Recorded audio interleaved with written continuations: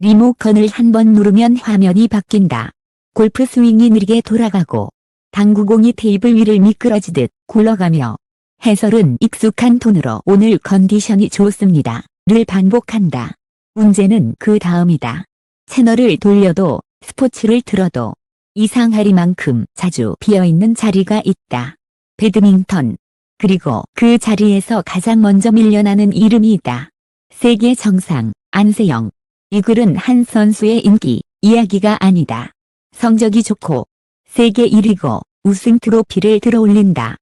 그런데도 사람들 기억에서 멀어진다. 이 역설은 개인의 문제가 아니라 구조의 문제다. 우리는 지금 스포츠 스타를 기억하는 가장 냉정한 공식 앞에 서 있다. 보이면 기억하고 안 보이면 잊는다. 이 단순한 공식이 방송 편성과 만나면 세계 1위도 조용해진다. 장면을 하나 떠올려 보자. 재연이다. 주말 저녁. 가족이 거실에 모여 앉아 TV를 켠다. 스포츠 채널을 누른다. 골프 하이라이트. 다음 채널은 당구리그.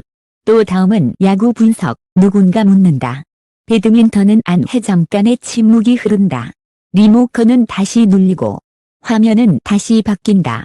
그 질문은 대개 거기서 끝난다. 이게 기억에서 멀어지는 방식이다. 싫어서가 아니라 접점이 사라져서, 관심이 없어서가 아니라 만날 기회가 없어서. 안세영의 경기는 드라마가 없다거나 볼맛이 없다거나 그런 종류의 문제가 아니다. 배드민턴은 기본적으로 빠르고 박진감이 강하고 한 점의 심리전이 노골적으로 드러난다. 특히 안세영은 끝까지 버틴다. 는 말이 경기 스타일을 넘어 캐릭터가 된 선수다. 상대의 공격이 쏟아져도 한 번 더 받는다. 한 번 더 뛰고 한 번 더 끌고 간다. 결국 흐름이 꺾인다. 관중이 환호하는 타이밍은 늘 비슷하다. 저걸 받는다고 싶은 순간. 그게 배드민턴이고 그게 안세영이다. 그런데 왜 이 드라마가 대중의 화면에 들어오지 못할까? 왜 TV는 골프와 당구를 더 자주 선택할까? 답은 단순한 취향이 아니라 방송이 돌아가는 방식 속에 있다. 방송 편성은 감동으로만 결정되지 않는다. 편성표는 하나의 시장이다. 제작비, 중계 난이도, 광고 영업, 스폰서 구조, 시청층의 예측 가능성, 편집 가능한 분량, 하이라이트 재활용의 효율. 이런 단어들이 감동보다 먼저 회의실에 올라온다. 골프는 긴 호흡과 안정적인 그림, 반복 가능한 포맷, 그리고 광고주가 좋아하는 이미지가 있다. 당구는 미화된 일정과 매주 콘텐츠로 만들기 쉬운 구조가 있다. 익숙한 스타와 익숙한 연출이 쌓이면 편성 담당자는 더 안전해진다. 오늘도 골프를 들면 큰 실패는 없고 오늘도 당구를 들면 결과가 예상된다. 이 안전함, 이 방송을 움직인다. 배드민턴은 여기에 비집고 들어오기가 더 어렵다. 국제대회 중심 일정은 시간대가 들쑥날쑥하고 중계 환경은 현지 상황에 좌우되며 하나의 경기만 잘라서 편성하기엔 서사가 끊기기 쉽다. 초보 시청자에게는 속도가 너무 빨라 뭘 봐야 하는지 안내가 필요하다. 그 안내를 하려면 해설과 그래픽, 연출이 더 정교해야 한다. 즉, 같은 1시간 방송을 만들더라도 성의를 더 많이 요구하는 종목이 된다. 이 지점에서 방송은 종종 뒤로 물러선다. 성의는 비용이고 비용은 리스크가 되기 때문이다. 여기서 가장 큰 착각이 생긴다. 배드민턴은 시청률이 안 나와서 이 말은 반쯤만 맞다. 더 정확히 말하면 배드민턴을 시청률이 나오게 만드는 방식으로 보여준 경험이 충분하지 않아서에 가깝다. 시청률은 종목 자체가 아니라 노출의 습관이 만든다. 사람들은 자주 보는 것을 더 쉽게 클릭한다. 클릭이 쌓이면 방송은 다시 그 종목을 튼다. 이 반복이 습관이 된다. 습관이 되면 그 종목은 원래 TV에서 하는 스포츠가 된다. 골프와 당구는 이미 그 자리에서 오래 살아남았다. 배드민턴은 그 자리의 문턱에서 계속 미끄러진다. 이 과정에서 안세영의 존재는 더욱 기이하게 보인다. 개인의 성적은 세계 정상급인데 개인의 노출은 가끔 등장하는 선수처럼 취급된다. 대중은 선수의 실력을 모르는 게 아니다. 실력을 확인할 기회가 적은 것이다. 그래서 기억은 얕아지고 이야기는 짧아진다. 안세영 잘하더라.로 끝나는 문장. 이어지는 질문이 없다. 오늘도 했어. 다음 경기는 언제야? 어제는 어떤 스토리가 있었어? 이런 질문은 반복 노출이 있을 때만 자라난다. 스포츠가 대중문화가 되는 순간은 경기력만으로 만들어지지 않는다. 서사가 편성되고 서사가 반복되며 그 서사가 일상으로 스며들 때 만들어진다. 야구는 그걸 해냈고 축구도 해냈고 골프와 당구는 자신들의 방식으로 해냈다. 배드민턴도 할 수 있다. 문제는 할 수 있는가가 아니라 해보려 했는가. 다 유튜브 시대가 왔다고 말한다. TV가 안 해도 유튜브에서 보면 되지. 맞는 말이다. 지금은 검색하면 하이라이트가 뜨고 풀 경기도 찾아볼 수 있다. 하지만 여기엔 분명한 차이가 있다. 유튜브는 찾는 사람에게 강하다. 관심 있는 사람은 더 깊게 들어간다. 알고리즘은 팬을 강화한다. 반대로 TV는 우연한 만남에 강하다. 관심이 없던 사람도 리모컨 한 번에 만나게 한다. 그러니까 유튜브는 팬을 만드는 도구이고 TV는 대중을 만드는 도구다.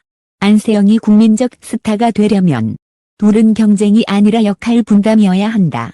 그렇다면 우리는 어떤 질문을 던져야 할까? 왜 안 트느냐를 넘어서 어떻게 들어야 하는가로 가야 한다. 배드민턴을 TV가 살리는 방식은 충분히 설계할 수 있다. 가장 먼저 필요한 건 단발 중계가 아니라 패키지 다. 결승전만 중계하고 끝내면 초보 시청자는 그 한 경기의 맥락을 모른다. 누가 누구와 왜 붙는지, 어떤 흐름으로 올라왔는지, 이 선수가 어떤 스타일인지, 이 포인트가 왜 중요한지, 이런 설명이 없는 결승전은 영화로 치면 마지막 10분만 보여주는 것과 비슷하다.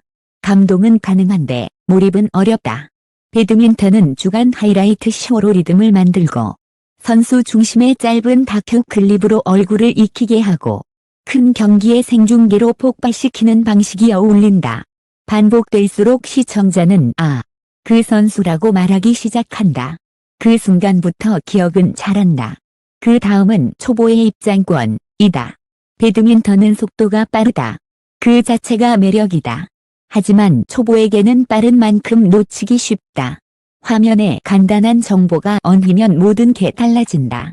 지금 랠리가 몇 번 오갔는지, 스매시가 얼마나 빠른지, 코트 커버가 얼마나 되는지, 어떤 선택이 전술적으로 의미가 있는지, 이건 거창한 기술이 아니라 시청자가 보는 법을 배우도록 돕는 친절이다. 친절이 있으면 어려움은 재미로 바뀐다.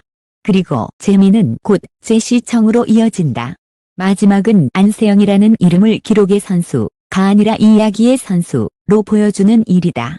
우리는 스포츠 스타를 단순히 성적으로만 소비하지 않는다. 우리가 기억하는 건 숫자가 아니라 순간이다. 역전의 순간, 무너질 듯 하다가 다시 일어나는 순간, 표정, 인터뷰 한 줄, 손목에 테이핑을 감고도 끝까지 뛰는 장면. 안세영에게는 그런 순간들이 많다.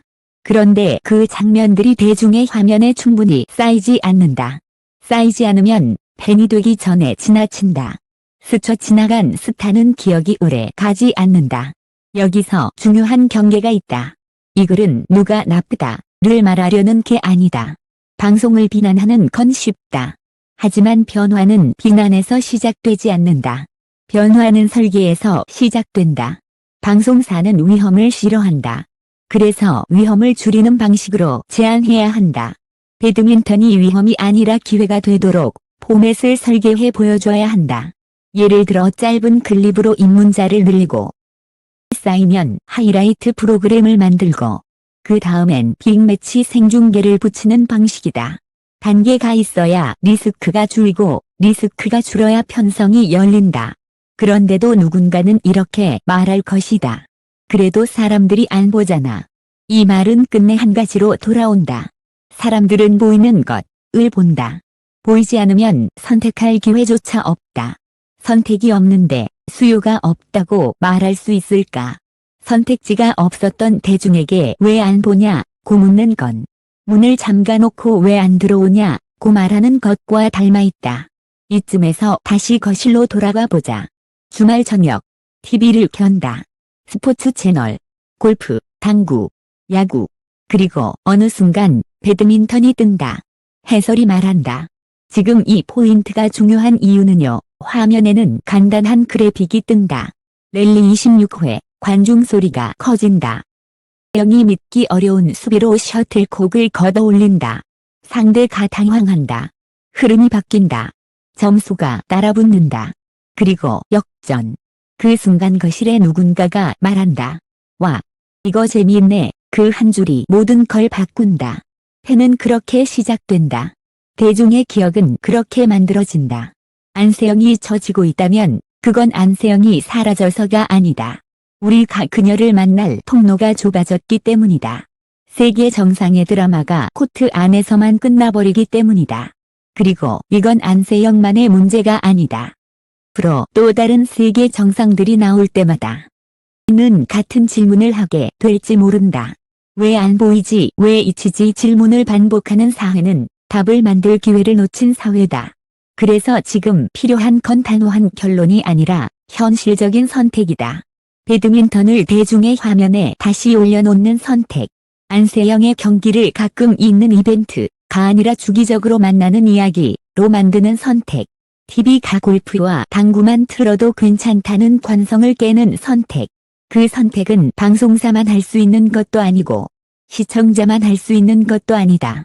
콘텐츠를 만드는 사람, 편성하는 사람, 소비하는 사람 모두가 조금씩 방향을 바꿔야 한다. 마지막으로 이 질문을 가장하게 바꿔 말해보자. 왜 안 보여주나가 아니라 어떻게 보여줄 건가. 세계 1위를 잊게 만드는 시대가 아니라 세계 1위의 드라마를 함께 보게 만드는 시대를 선택할 수는 없을까. 리모컨은 한 번 더 눌린다. 화면은 또 바뀐다. 그 다음 화면이 골프인지 당구인지 아니면 배드민턴인지 그건 편성표의 문제이면서 동시에 우리가 어떤 스포츠를 우리의 이야기로 만들고 싶은지에 대한 선택이기도 하다. 안세영은 오늘도 코트에서 싸운다. 이제 남은 건 그 싸움을 우리가 어디에서 얼마나 자주 어떤 방식으로 만나게 하느냐이다.